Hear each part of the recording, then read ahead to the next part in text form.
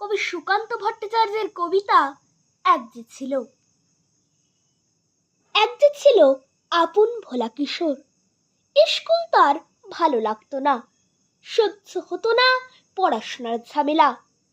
আমাদের চলতি লেখাপড়া সে শিখল না কোনো কালেই, অথচ সে ছাড়িয়ে গেল সারা দেশের সবটুকু পাণ্ডিত্যকে। কেমন করে সে প্রশ্ন আমাকে করো না। বড় মানুষের মধ্যে গরিবের মতো মানুষ, তাই বড় হয়ে সে বড় মানুষ না হয়ে মানুষ হিসাবে হলো অনেক বড়। কেমন করে সে প্রশ্ন আমাকে করো না।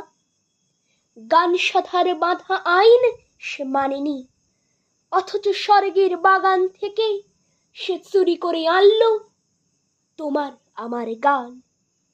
কবি সে, ছবি আঁকার অভ্যাস ছিল না ছোট বয়সে, অথচ শিল্পী বলে সেই পেল শ্রেষ্ঠ শিল্পীদের সম্মান।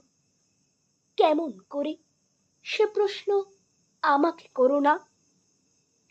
মানুষ হলো না বলে যে ছিল তার দিদির আক্ষেপের বিষয়।